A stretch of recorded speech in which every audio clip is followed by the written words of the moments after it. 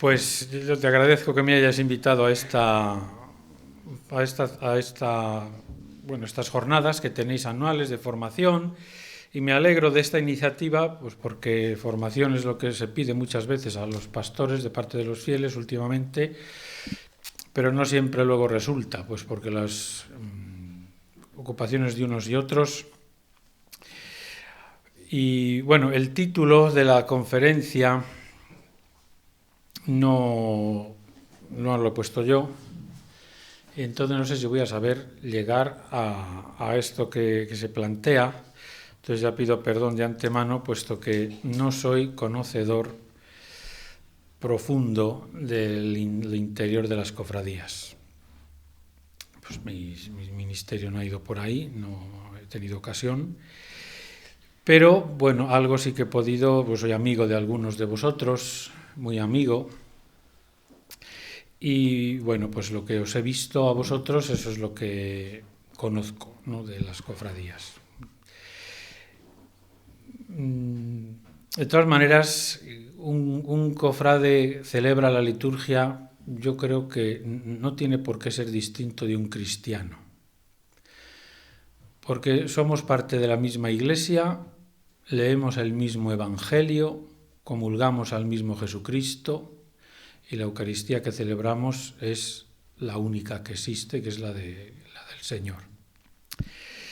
Pero por eso nos conviene profundizar y nos conviene saber qué hacemos cuando celebramos, ¿no? Porque celebrar, fijaros que habréis sido a lo mejor, sobre todo los mayores, partícipes de alguna, bueno, pues de estas disquisiciones dentro de la Iglesia, de que, claro, con celebrar sacramentos solo no vale, o sea que la evangelización necesitaría más cosas, como por ejemplo, pues la catequesis o también la atención a los más débiles y a los más pobres, ¿no? Y claro, lo que esto plantea es decir, pero claro, si se ayuda a los pobres estás haciendo algo positivo y un bien y un beneficio que se nota. Si das catequesis, pues los niños o los adultos o los jóvenes aprenden y les acercas a Dios. Entonces es algo que tiene que produce, ¿no? Pero ¿y si celebramos? ¿Qué producimos? ¿Qué beneficio sacamos? ¿Es útil una celebración? Te metes dentro de la celebración. ¿Qué sentido tiene que el cura se lave las manos dentro de la misa, por ejemplo? ¿Es útil ese gesto? Cuando comulgamos, ¿nos saciamos de verdad? ¿Nos quitamos el hambre? Estas preguntas se las ponía ya hace, pues bueno, en el año 1917, que publica Romano Guardini su libro El espíritu de la liturgia. Os he traído esta edición que es facilita y además seguramente económica, para que le hinquéis el diente al espíritu de la liturgia de Romano Guardini. Hay más ediciones en nuestra lengua, que lo puso un poco de moda el cardenal Ratzinger antes de ser papa, cuando escribió El espíritu de la liturgia también, ¿no?, queriendo un poco provocar el impacto que tuvo este libro cuando se publicó. No, y una de las cosas, de las reflexiones, está escrito para universitarios, ¿no? O sea, personas que se dedican un poco a la intelectualidad, porque Romano Guardini era italiano de origen alemán de trabajo, era sacerdote y además trabajaba en la pastoral universitaria por ser profesor en la universidad. Entonces tenía sus grupos de universitarios a los que guiaba en celebraciones y en la pastoral. Este libro que está escrito con la experiencia celebrativa, ¿no?, del usus anterior, vamos a decir, pues porque era el 1917, sus intuiciones valen para hoy. ¿Por qué? Pues porque efectivamente captó el espíritu de la liturgia, captó una especie, diremos, leyes, aunque no tiene nada que ver con ¿no? con lo legal, pero que sí que van como tramando lo que es la celebración y la experiencia de la celebración repetida. Como son ritos, los filósofos ahora les da a los filósofos de la antropología, ¿no? Los antropólogos hablan del rito como algo que le corresponde a la persona humana y que no puede vivir sin ritos. Ritos hablando de cosas más bien pues, de cada día, profanas, ¿no? No tiene nada que ver con lo religioso. Repetimos los cumpleaños, nos atamos del mismo modo los cordones de los zapatos o el nudo de la corbata. Hay ritos que se repiten y no podríamos ya vivir sin esta disciplina que nos va sosteniendo. Echaréis la misma cantidad de sal, ¿no? Cada vez que hacéis las sopas de ajo, para que no se le piquen a uno, ¿no? Bueno, hay ritos, ¿no? O cuando nos vemos, nos saludamos de la misma manera. Entonces, están valorando ahora, desde un punto de vista filosófico, muchísimo los ritos. Claro, los de la liturgia nos hemos quedado boquiabiertos después de que se nos ha puesto en cuestión que esto de la liturgia no sirve para nada. Como os decía, la catequesis, bueno, se ve un beneficio, el cuidado de la atención a los necesitados se ve un avance, un progreso, y en la liturgia, Romano Guardini de la liturgia, como quieras buscar utilidad, no la vas a encontrar, porque no la tiene. Y en otra de los capítulos que habla de la liturgia como juego, nos dirá, un juego, si te pones a pensar, las reglas son estúpidas, ¿no? ¿Que tienes que meter gol jugando a este juego en el fútbol? Bueno, pues que den un balón a cada uno, ¿no? Y así, pues todos meten gol, ¿no? ¿O por qué no se puede tocar con la mano el balón? Si sería más fácil colocarlo y para el juego, ¿no? Sería muy beneficioso. Pero diríamos, hombre, si hacemos eso, rompemos, o sea, ya no se puede jugar así, ¿no? Pues porque el juego es así. Y si no se siguen las reglas, pues es hacer trampas, ¿no? Pues en la liturgia pasa algo parecido, ¿no? Las reglas de los juegos son infructuosas, son estúpidas, no tienen lógica a veces. Porque, bueno, buscarán la confrontación, hacérselo difícil al que juega, si juegan varios contrincantes, ¿no? Poner trabas. Pero las hay que respetar esas reglas porque si no, no jugamos. Además, reglas que todos han de saber y todos han de pasar por ellas. ¿No es la liturgia también algo así? Tener unas mismas reglas que no sirven para nada si buscamos utilidad. Pero bueno, me diréis, de algo servirá la liturgia, ¿no? Y os digo, claro, fijaos que si nos hemos dedicado en los últimos años en la Iglesia al redescubrimiento de la catequesis, al redescubrimiento de Cáritas, llega el verano y ¿qué sucede? Los niños están de vacaciones, no hay catequesis. Los de Cáritas tienen también su mes de vacaciones y no atienden. Los servicios se reducen al mínimo. ¿Y las parroquias en verano qué hacen? ¿Cómo evangelizan? Pues hay parroquias que se quedan solo con la misa diaria. Y hombre, algo tendrá la liturgia cuando es lo único a lo que no renunciamos ni siquiera en vacaciones. ¿Qué tiene entonces la liturgia? ¿Qué es la liturgia? Cuando hablamos de liturgia, es un concepto, tenemos que hacer referencia siempre a celebraciones. Es como si hablamos del alma. Como no tenga un cuerpo, ya me dirás tú dónde lo ves, cómo lo analizas, ¿no?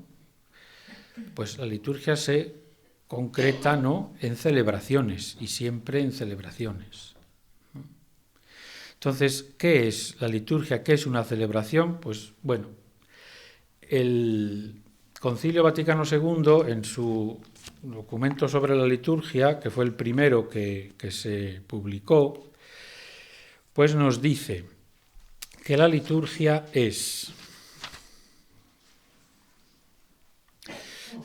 Con razón se considera la liturgia, ahora estaréis diciendo, ahora nos dicen lo que es la liturgia, es como nos enteramos bien y bueno, de todas maneras escuchad. Con razón se considera la liturgia como el ejercicio de la función sacerdotal de Jesucristo. No sé si esperabais esta definición, pero efectivamente, esto es la liturgia. Algo sigue un poco esta, no quiere ser definición, quiere ser más bien descripción, en la que mediante signos sensibles, esto nos gusta más, se significa y se realiza, ojalá entendiéramos mejor esto, se significa y se realiza, según el modo propio de cada uno, la santificación del hombre, y así el cuerpo místico de Cristo es la cabeza y sus miembros, ejerce el culto público. Nos quedamos con las primeras palabras, el ejercicio de la función sacerdotal de Jesucristo.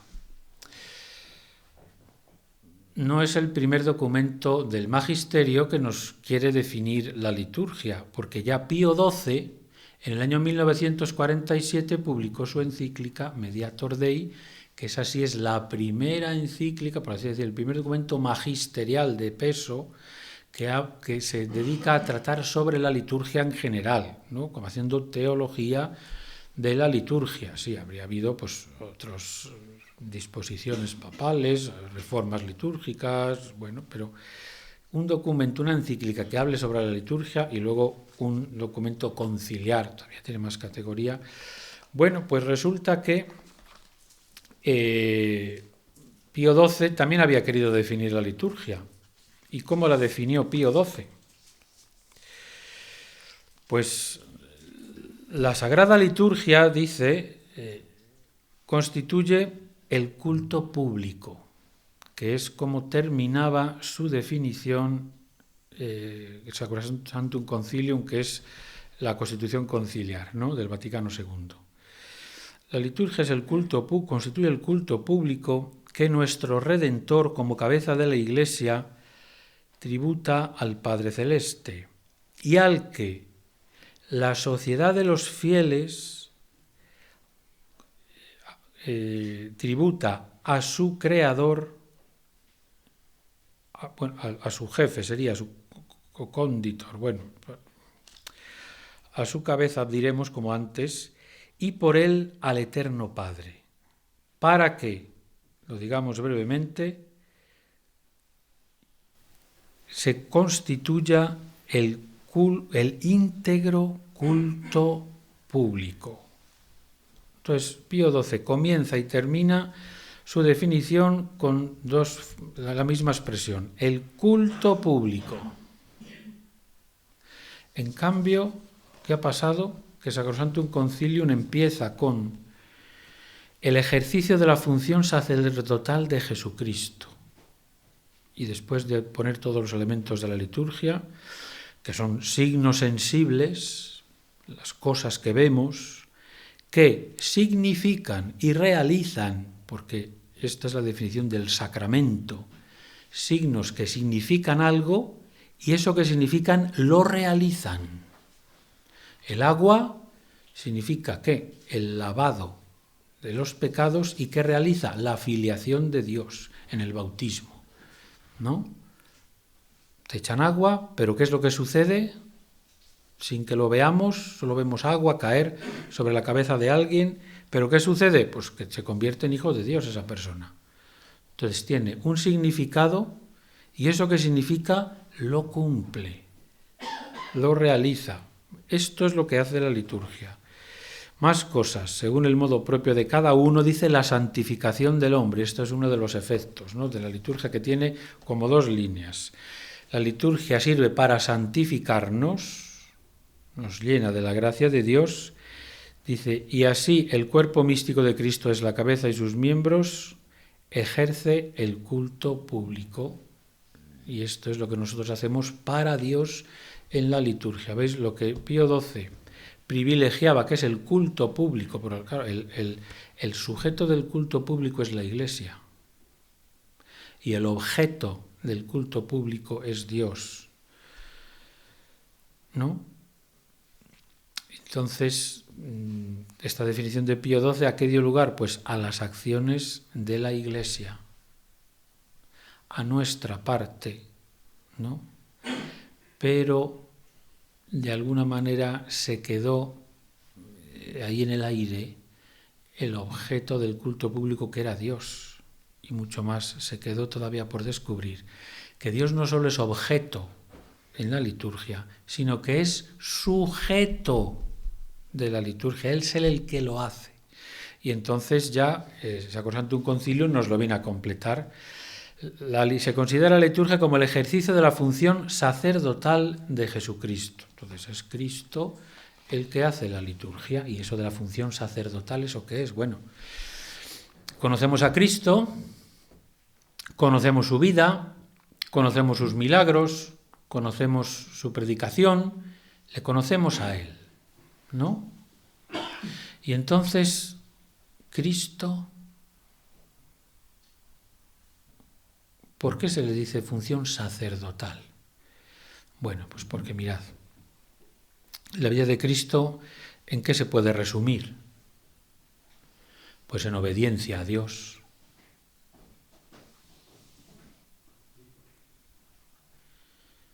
Él fue obediente al Padre, cumplió su misión, ¿no? Aparte de eso diremos, bueno, pues sí, predicó el reino de Dios, nos mostró el amor de Dios Padre y dio cumplimiento a todas las anteriores promesas. ¿Se puede resumir de alguna manera la vida de Cristo? ¿Hay alguna acción suya, algún gesto suya que nos diga, pues esto es Cristo?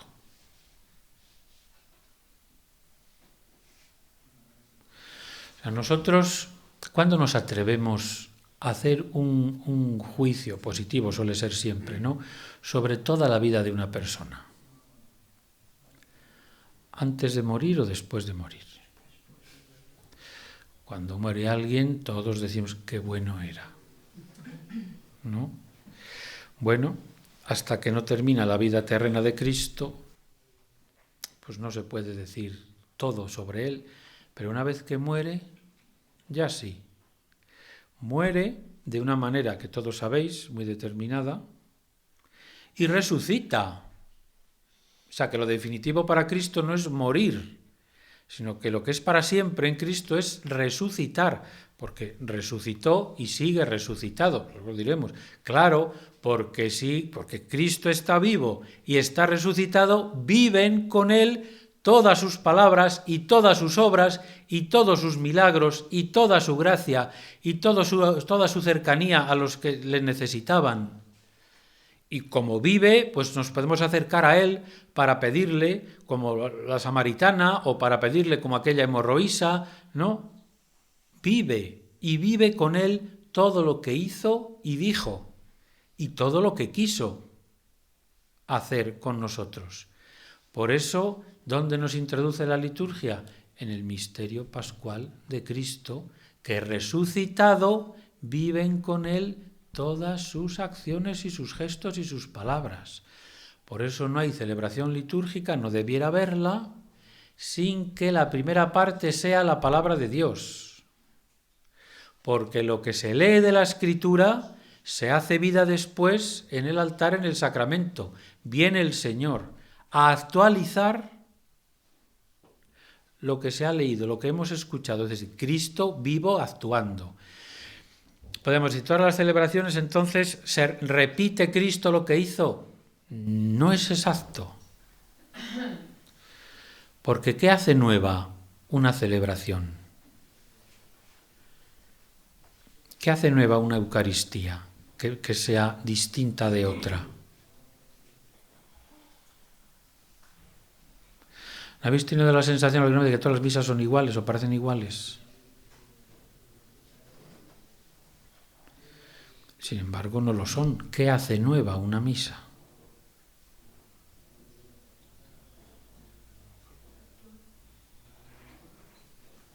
No sabemos.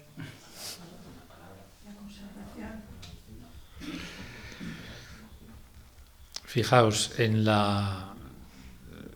la liturgia anterior, antes de la Reforma, en los días de diario se celebraba la misa con las mismas oraciones, las mismas lecturas, todo exactamente igual que el domingo anterior.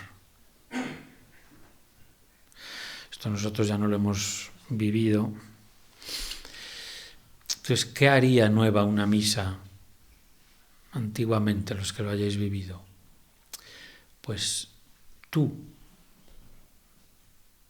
eres nuevo cada misa. Y yo, porque es un momento distinto, porque tengo necesidades distintas, porque la vida cambia todos los días, ¿no? Porque vamos hacia adelante. Entonces, ¿qué es lo nuevo de cada misa? La acción del Espíritu Santo en nosotros. Porque nosotros a lo mejor viviremos de una manera diferente esa comunión con la palabra de Dios, esos gestos que Cristo hace y se nos anuncian en su palabra, la liturgia de la palabra, que es la primera parte de la Eucaristía, como sabéis. Eso hace nuevo. Cristo no repite sus gestos. La misa no repite, como si fuera un nuevo sacrificio, lo que el Señor realizó en la cruz. Eso lo han entendido mal los protestantes, o solemos entender mal. Ellos dicen que nosotros repetimos el sacrificio de Cristo, entonces el Concilio de Trento tuvo que decir que es incruento, que no se vuelve a matar a Cristo, que no es eso. Lo que es nuevo es su gracia en nosotros, y nosotros contribuimos a la novedad de la celebración porque cambiamos todos los días. ¿No os dais cuenta? Entonces, sí, tiene una novedad cada celebración. Bueno, y entonces, para introducirnos en lo que es una celebración que repite, por así decir, repite en el sentido que os acabo de decir, ¿no? Que recordamos, ¿no?, lo que hizo el Señor entonces y le pedimos que nos renueve ahora con las maravillas que hizo entonces en Cristo o en Moisés o en el pueblo de Israel, ¿no? Que lo renueve ahora en nosotros, que no somos los mismos de ayer ni los del año pasado, ¿no? Otro autor muy clásico que se llama Odo Kassel, pues resulta que se encontró de manera casual con los tesoros de la liturgia. Él era un filósofo y más que antes de filósofo, más era un lingüista. Y entonces empezó a estudiar a los filósofos griegos toda la semiología de la palabra misterio. Esa raíz mist, que bueno, también hay en varios idiomas, ¿no?, antiguos, y que quería decir eso de misterio, porque los griegos decían los misterios de Eleusis, de Isis, de Osiris, los misterios. ¿Qué es eso de misterios? Y entonces lo va estudiando y se da cuenta de que San Pablo también usa esa misma palabra misterio y que esa palabra de misterio permanece en el cristianismo. Entonces se da cuenta de que lo que aquellos misterios paganos querían realizar, los misterios cristianos lo llegan a hacer por Cristo, ¿no? Estar en comunión, ¿no?, con aquel a quien se reza. Y llega a la conclusión de que lo que se encuentra en los santos misterios de la celebración cristiana, este monje Odo Kassel, de la abadía de María Laach, en Alemania, pues lo que encontramos en la celebración es la vida misma de Cristo que se transmite a los cristianos. Y entonces dice, la vida solo puede surgir de la vida, solo la vida da a luz a la vida. Y entonces, ¿con quién nos encontramos en los santos misterios celebrados? Con la fuente de la vida. Si quieres decir Cristo, dices Cristo. Y si quieres decir el Espíritu Santo, dices el Espíritu Santo. Pero la vida de Dios se encuentra en los santos misterios. Y comulgamos con ella, ¿no? ¿Cómo surgen entonces pues el sistema de celebraciones, ¿no?, que nosotros que nos ha llegado hasta hoy. Fijaos, hay como dos ritmos celebrativos que os quiero dar no os descubro nada nuevo, porque esto ya se sabe, ¿no? Pero fijaos, tenemos que primeramente los santos misterios, el encuentro con Cristo, o sea, los judíos tenían esta costumbre de ir los sábados a la sinagoga, también los encuentros con el Señor y también los de los apóstoles son cada semana. Y así nos lo dice la Biblia, si lo queréis ir a verificar. En Mateo 28.1 o en Lucas 24.1 veis que Cristo se encuentra el primer día de la semana resucitado con los apóstoles. Será Juan, ya pasamos a Juan 20:26, cuando nos dice que a los 8 días vuelve otra vez el Señor. Entonces los encuentros, luego también en los Hechos de los Apóstoles nos hablará de Pentecostés. Pentecostés son 50 días, pero que eso corresponden a 7 semanas, serían 49 días y uno más. O sea que si es el cómputo judío, empiezas a contar un sábado, terminas otro sábado y le añades un día más para que hagan 50 y te encuentras con el domingo. Pentecostés, ¿no? Cada 8 días es el encuentro con el Señor y este es un ritmo semanal, dominical, que viene ya de los apóstoles, del propio Señor con los apóstoles. El problema que puso la Iglesia Católica a la ONU cuando quiso cambiar el calendario para que,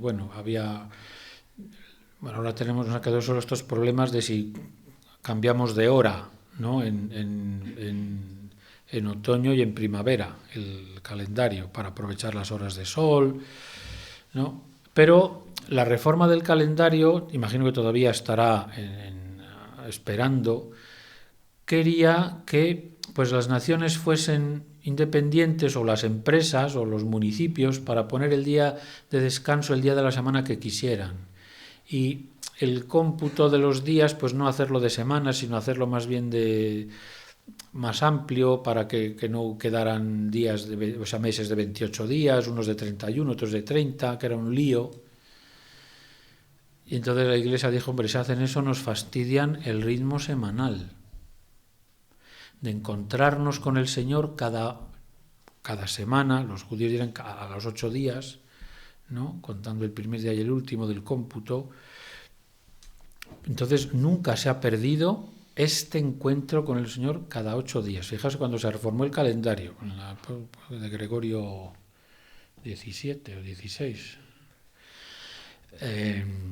El día que se murió Santa Teresa se murió, me parece que fue el día 4 de octubre y la enterraron el 15, pero era el día siguiente, ¿no? O sea, todos esos días,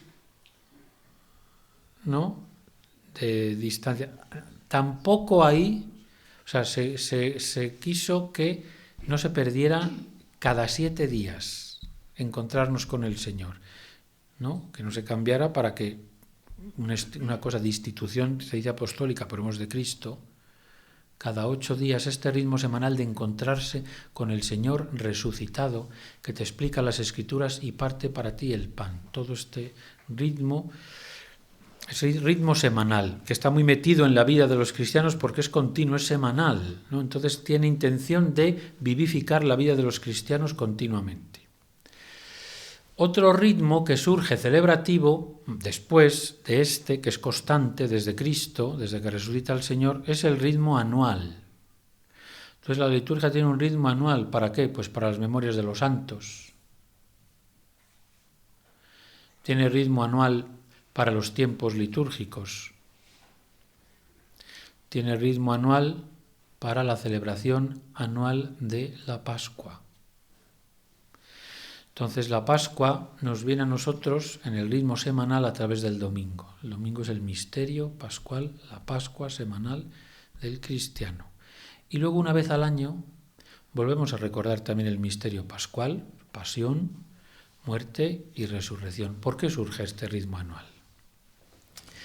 Fijaos, todo esto surge en Jerusalén, en los lugares de la pasión del Señor. Entonces, Santa Elena, la madre del emperador Constantino, tiene mucha curiosidad, se había convertido al cristianismo y tiene curiosidad, hombre, vamos a encontrar las cosas de la pasión del Señor, venga, buscad la cruz donde murió el Señor. Entonces ponen a buscar y la encuentran. ¿Y dónde estaba el Monte Calvario?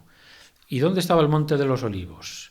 ¿Y dónde estaba pues el lugar de la última cena?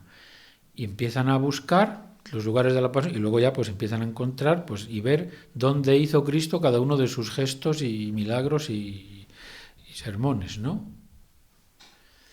Y entonces empiezan a querer emular y repetir miméticamente, ¿no?, lo que hizo el Señor en los días de la Pasión, allí en Jerusalén, ¿no? Y entonces el Jueves Santo van al cenáculo, y el Viernes Santo van al Monte Calvario, y el sábado van al lugar del sepulcro, cuando esto se va encontrando, ¿no?, y se van haciendo excavaciones y se va viendo todo esto, ¿no? Y ahí empieza una imitación de lo que sucedió. Lo que cada domingo es anamnesis, que es un recuerdo de lo que sucedió para que hoy el Señor lo renueve.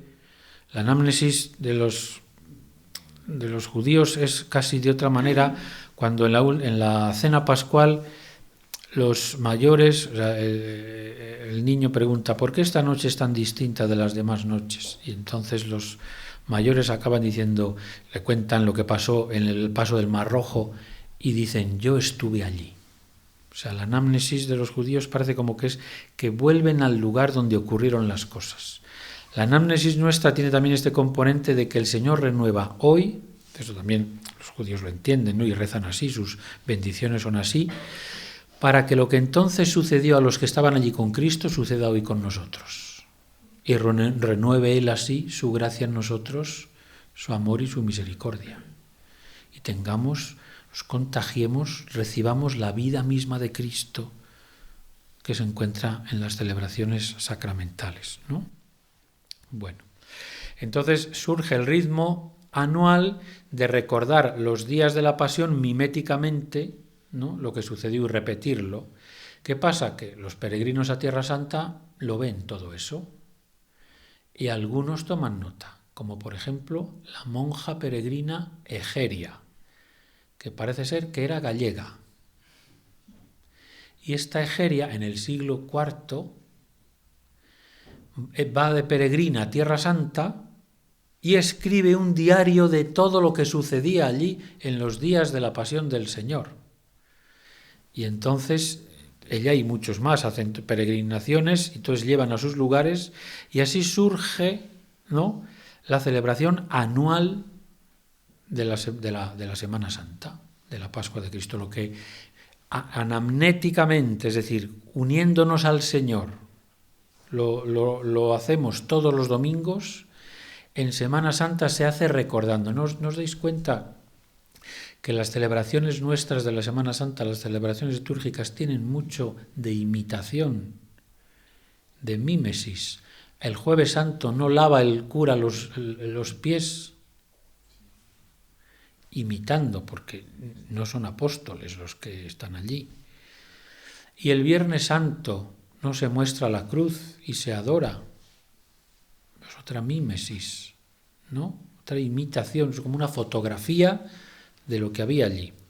Si los domingos nos encontramos directamente con el Señor en su pasión, muerte y sobre todo resurrección, en Semana Santa hacemos fotografías, ¿no?, de lo que sucedió.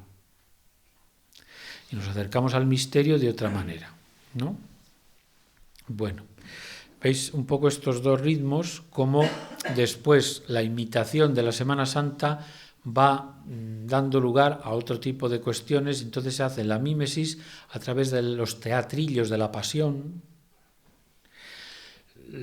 la repetición de la Pasión hecha como en teatro pasa luego a imágenes ya fijas, que lo sabéis bien, en España de papel, de cartón, y luego ya pasan a ser, pues porque se mojaban, se estropeaban, el cartón pues se lo comían los parásitos, pues las hacemos de madera, Y así nos duran hasta hoy todas estas escenas de la pasión que en principio se hacían como teatros. Todavía quedan en España muchos actos de Semana Santa que son con personas. O sea, la escenificación de la pasión, otros tienen pues, llevando cruces, otro tipo de manifestaciones que todavía las hacen personas. Ya no las hacen, no derivó a imágenes fijas, ¿no? Bueno, pues veis un poco cómo surge este ritmo celebrativo, ¿no? El ritmo dominical y el ritmo anual. ¿Para qué? Todo con intención de que nosotros participemos de la celebración litúrgica. Y tenemos entonces, como os empecé diciendo, esta definición que empieza hablando del sacerdocio de Cristo. ¿Qué es lo que consigue Cristo con su ministerio? Pues lo que querían conseguir los sacerdotes del templo de Jerusalén. Y solo lo consiguen cuando llega Cristo, que es ponernos en amistad con Dios. Ese es su sacerdocio. Para eso sirve su sacrificio en la cruz. Interpretado así, bueno, también por él mismo, ¿no? Esta es mi sangre que se entrega por vosotros. Entonces, nos reconcilia con Dios la celebración, recibimos, por así decir, su gracia, su amistad, nos llenamos de gracia. Digamos, esa es la dimensión descendente de la liturgia, y como es un encuentro, la dimensión ascendente es lo que decía Pío XII, que recoge lo que sacó Santum Concilium también al final de la definición, el culto público, del que somos sujetos ya la Iglesia, ¿no? Y de aquí surgen pues también estas dos características de la celebración. La santificación que Dios obra en nosotros no la vemos en la celebración, eso no se ve. Puedes notar, pero no lo ves. El culto que nosotros damos sí se ve. Entonces la liturgia tiene dos partes, una que no se ve y otra que sí se ve. La parte que no se ve la hace Dios, la que sí que se ve la hacemos nosotros. Entonces, otro gran profesor de liturgia, Pedro Farnés, decía, la liturgia es la joya. Perdón, la gracia de Dios es la joya, el estuche es la liturgia. Para decir que, bueno, en la celebración nos encontramos con cosas de Dios que las revestimos de ritualidad y gestualidad nuestra. ¿De dónde salen los gestos y los ritos de la liturgia? Pues de la Biblia, de lo que hizo Jesús, o del Antiguo Testamento que hicieran pues antes otros, Moisés, ¿no?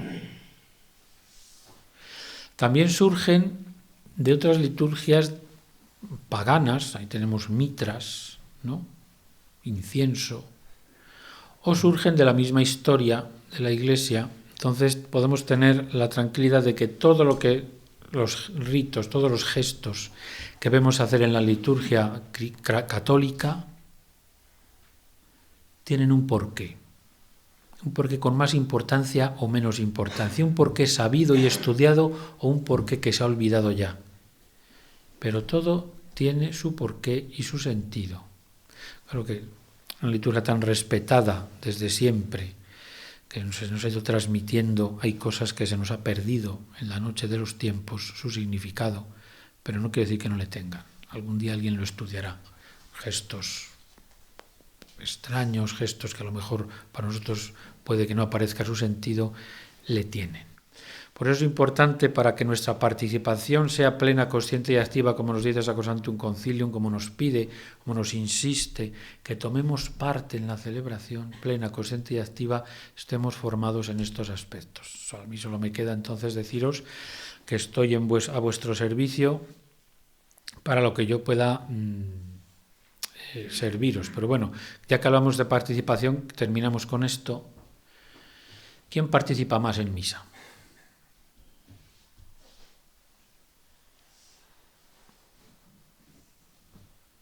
¿Quién es el que más participa? ¿Quién? El sacerdote participa más. chupa mucho balón el sacerdote en misa, ¿eh? El que participa de manera más plena es el que comulga. Entonces ahí ya no somos diferentes el sacerdote y los fieles, porque la comunión es para todos, ¿no? Alguno me dirá, ya, pero el cura bebe y los demás no. Y es más grande. Pero bueno, pues encantado de haberos hecho, a lo mejor os he descubierto alguna cosilla, así que quiero encender en vosotros esa chispa, que cojáis gusto a la celebración, porque es lo más nuestro y no encontramos a Dios de manera más directa en ningún lugar que en la celebración. Hay otros lugares sacramentales de Dios, como nos dice Jesucristo: lo que hicisteis a estos los míos más pequeños, a mí me lo hicisteis, ¿no? Pero donde tenemos la seguridad que encontramos a Dios es en la celebración.